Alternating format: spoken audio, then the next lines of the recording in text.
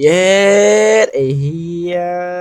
ด่าปกไม่วะด่าปกไม่วะได้ยินข่าวว่ามีการอัปเดตแท็บใหม่เข้ามาในเกม Minecraft ทุกคนไม่ดอกเก่าแหละ แต่ค่อยหาแต่อัปเดตMinecraftมานะกูก็เลยบ่ฮู้ว่าแม่งอัปเดตแล้วในเวอร์ชัน 1.21.4 นะทุกคนนะเป็นไบโอมใหม่ซึ่งมื้อนี้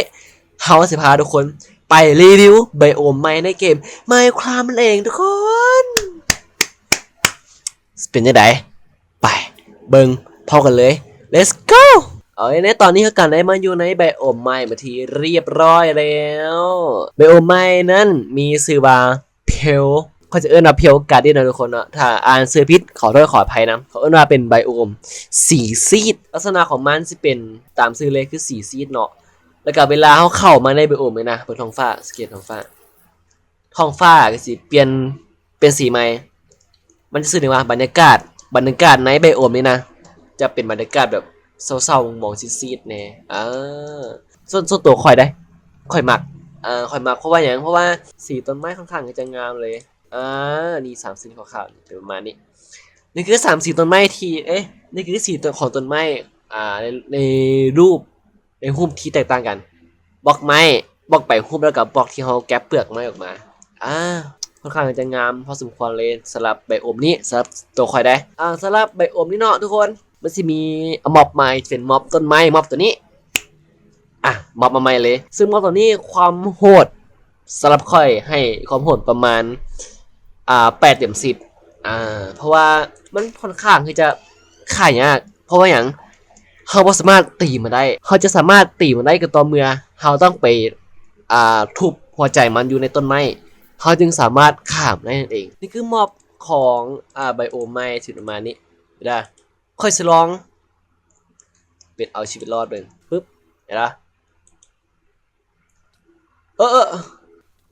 อย่ากูตายบ่ได้อย่างซ้ำกูตายก่อนนี่คือมันเนาะถ้าเกิดว่าค่อยเป็น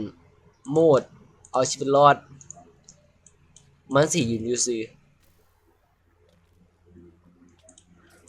ตายอีกแล้วโอ้ยและนี่คือมอบใหม่เนาะนี่คือค่อยสิตีมันค่อยบ่สามารถฆ่ามันได้นอกจากวิธีนึงคือไปทำร้ายหัวใจมันอยู่ที่ต้นไม้มันจะบ่ตีเฮาถ้าเฮาหันหน้าใส่มันตัวอย่างค่อยสิปรับเป็นโหมดเอาชีวิตรอดปั๊บเห็นปะนี่คือมันจะบ่ตีเฮาแล้วเฮาจะตีมันบ่เข้า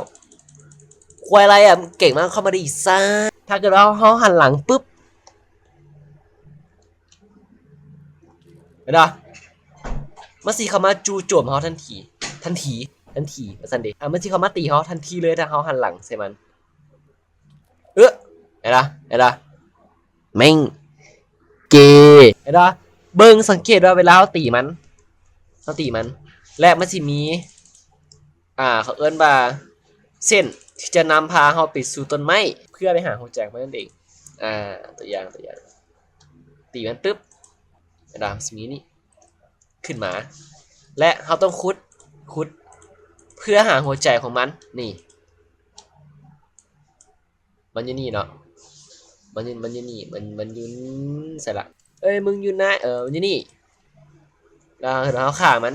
โดยการทุบปุ๊บ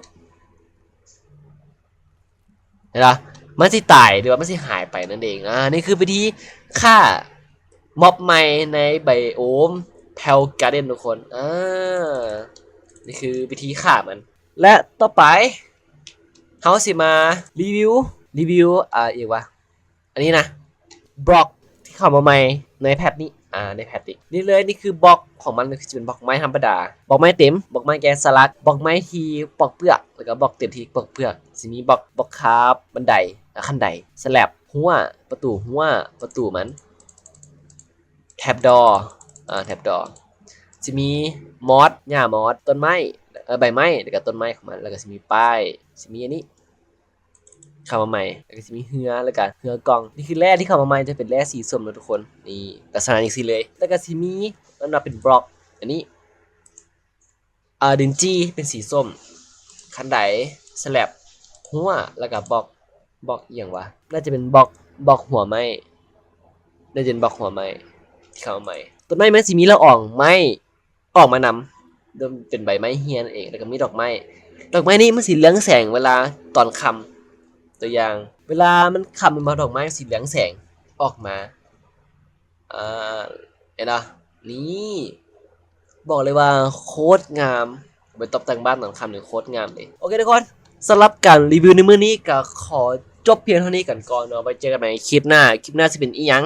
ก็อย่าลืมติดตามชมกันอีกต่อไปสำหรับคลิปนี้ขอจบไปก่อนอย่าลืมเด้อว่าต้อง